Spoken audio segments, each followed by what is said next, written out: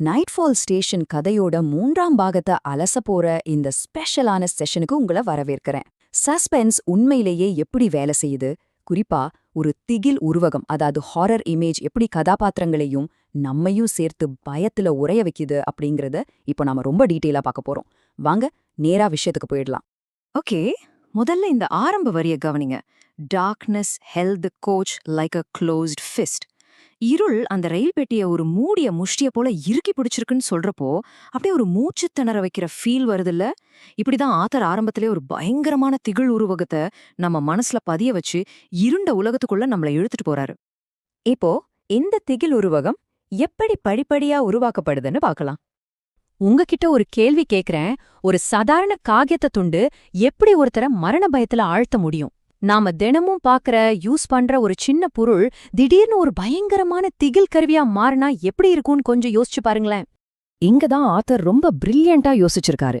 ரத்தம், பேய், பிசாசன் வழக்கமான விஷயங்களை விட்டுட்டு அந்த பயணிகள் எல்லாரும் ஒரே பக்கமா பாத்துக்கிட்டு சிலையா எந்த அசைவும் இல்லாம அமைதியா உட்கார்ந்துருக்கிறத கொஞ்சம் கற்பனை பண்ணி பாருங்க. அவங்க ஒவ்வொருத்தர் மடிலையும் ஒரு பழைய கிழிந்த மஞ்சள் நிற டிக்கெட், எந்த ஒரு அரக்கனும் இல்லாமலேயே ரத்தத்தை உறைய வைக்கிற ஒரு கச்சிதமான ஹாரர் இமேஜ் இதுதான். இந்த நிலைமையில நிவின் சொல்றத கவனிங்க. அவங்கள பார்க்காத, சும்மா நட. இந்த வார்த்தைகள் அந்த பயங்கரமான காட்சிய பார்க்கக்கூடாதுன்னு கேரக்டர்ஸை கட்டாயப்படுத்துறது நிஜமாவே அவங்களோட மன அழுத்தத்தையும் நம்மளோட பயத்தையும் பல மடங்கு அதிகமாக்குதில்ல. ஒரு விஷயத்த பார்க்கக்கூடாதுன்னு நினைக்கிறப்போ வழ தவிப்பு இருக்கே, அதுதான் பயத்தோட உச்சம். சரி, இப்போ இந்த விசித்திரமான ரயிலையும் அங்க இருக்கிற அமானுஷமான சூழலையும் பத்தி பேசலாம். தி அன்கேனி அப்படின்னா என்ன? அதாவது நமக்கு ரொம்ப பரிச்சயமான ஒரு விஷயமே திடீர்னு ரொம்ப விசித்திரமாவும் அச்சுறுத்தலாவும் மாறுறது.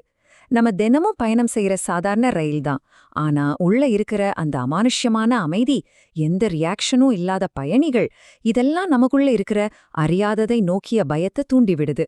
இது ஒரு பக்கா சைக்கலாஜிக்கல் ஹாரர். இப்போ அந்த டிக்கெட்ல இருந்த தேதிய பாருங்க, நாளை. வெறும் ஒரே ஒரு வார்த்தை. ஆனா இது எவ்ளோ பெரிய தாக்கத்தை ஏற்படுத்துதுன்னு கவனிச்சிங்களா? கண்ணு முன்னாடி பாக்குற அந்த திகில் உருவகத்தையும் காலத்தோட மிகப்பெரிய குழப்பத்தையும் இந்த ஒற்றை வார்த்தை இணைக்குது. இங்க நேரம் அப்படிங்கிறது அவங்களுக்காக வைக்கப்பட்ட ஒரு பொறி. இதை எதை மிக தெளிவா உணர்த்துதுன்னா, பிரணவ் கண்டுபிடிக்கிற அந்த பயமுறுத்துற உண்மையதான். இந்த ரயில் மனிதர்களை ஏற்றிச் செல்லல, அவங்கள சேகரிக்குது. ஆக அந்த பசங்க வெறும் பயணிகள் கிடையாது, அவங்க தான் இந்த ரயிலோட டார்கெட்ஸ். இதை கேட்கும்போதே நமக்கு அப்படி தூக்கி வாரி போடுதுல. அடுத்து நம்ம பார்க்க போறது கதையோட முக்கியமான ஒரு கட்டம், பொய்யான தப்பித்தல், அதாவது நிம்மதி ஒரு மாயை. திடீர்னு ரயிலோட வேகம் குறையுது, வெளியிருக்கிற பனிமூட்டம் விலகுது, நைட்ஃபால் ஸ்டேஷன் அப்படிங்கிற போர்டு கண்ல படுது. ஆனா ஒரு வினாடி நேரம் கடந்தது கூட அந்த பசங்களுக்கு தெரியல. எல்லாமே ரொம்ப பெர்ஃபெக்ட்டா நம்ப முடியாத அளவுக்கு ஒரு நாடகம் மாதிரி அரங்கேறுது. இந்த கான்ட்ராஸ்ட கொஞ்சம் பாருங்களேன். ரயிலுக்குள்ள இருட்டு, அமைதி, அப்படியே மூச்சு திணற வைக்கிற சூழல். ஆனா வெளிய பிளாட்ஃபார்ம்ல இதமான காத்து, சுவர்கோழிகளோட சத்தம்னு ரொம்ப நார்மலா இருக்கு.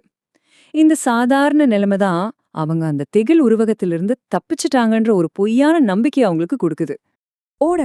நிவனோட இந்த ஒற்றை வார்த்தை, கதையோட வேகம் இங்கதான் ஜெட் வேகத்துல எகிர ஆரம்பிக்குது. எப்படியாவது உயிரை காப்பாத்திக்கிட்டு தப்பிச்சிடணும்னு நினைக்கிற அவங்களோட பதற்றம், பயம், வெறி எல்லாமே இந்த ஒரு வார்த்தையில நமக்கு தெளிவா தெரியுது. ஆனா அவங்க பிளாட்ஃபார்ம்ல கால் வச்ச மறுகணமே டமார்னு பொறி மூடுது.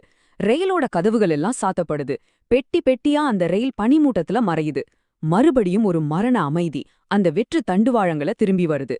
அவங்க தப்பிக்கல, தப்ப விடப்பட்டிருக்காங்க. அந்த பசங்க திரும்பவும் அவங்களோட கட்டுப்பாட்டை இழந்து நிக்கிறாங்க. இப்போ நாம கதையோட ரொம்ப முக்கியமான இடத்துக்கு வந்துட்டோம். இறுதி திருப்பம், உச்சக்கட்ட திகில். பிரணவ் ஒரு விதமான பதற்றத்தோடவே சிரிக்கிறான். நம்ம தப்பிச்சிட்டோம், நம்ம சேஃப், எல்லாம் முடிஞ்சிருச்சு அப்படின்னு சொல்றான். ஆனா ஹாரர் கதைகள்ல வர்ற இந்த மாதிரி தற்காலிக நிம்மதிதான் வரப்போற ஒரு பெரிய புயலுக்கு முந்தைய அமைதி அப்படிங்கிறது நமக்கு நல்லாவே தெரியும் தானே. இப்போ உங்க கவனத்தை அந்த பழைய கடிகாரத்தின் பக்கம் கொண்டு வாங்க. டிக்கெட் கவுண்டருக்கு மேல இருக்கிற அந்த கடிகாரம் முன்னாடி 12:07 காட்டியது உங்களுக்கு ஞாபகம் இருக்கா? அவங்க எவ்வளவோ சம்பவங்களை கடந்து உயிருக்கு போராடி இங்க வந்திருக்காங்க. ரொம்ப நேரமான மாதிரி ஒரு ஃபீல் இருந்துச்சுல்ல.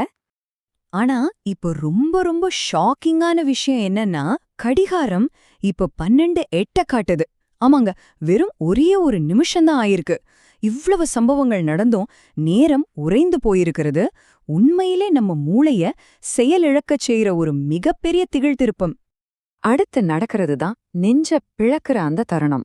ஆத்விகோட உள்ளங்கையில ஒரு பழைய மஞ்சள் நிற கிழிந்த டிக்கெட் மெதுவா விழுது.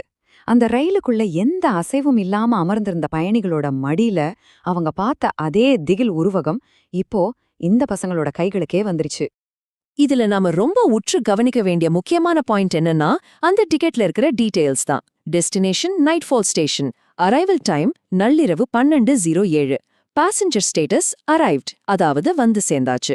இந்த அரைவ்ட் அப்படிங்கிற ஒற்றை வார்த்தை அவங்களோட விதியை ரொம்ப கொடூரமா முடிவு பண்ணிடுச்சு. அவங்க தப்பிக்கல, அவங்க அடைய வேண்டிய இலக்க அடைஞ்சிட்டாங்க. ஆரம்பத்துல பார்த்தோம்ல, அந்த டிக்கெட்டுகள்ல நாளை அப்படிங்கிற தேதி அச்சிடப்பட்டிருக்கு. இப்போ இந்த பசங்களும் அந்த ரயிலோட பயணிகளாகிடாங்க. அப்போ நாளைக்கு இந்த ரயில் எங்க போகும்?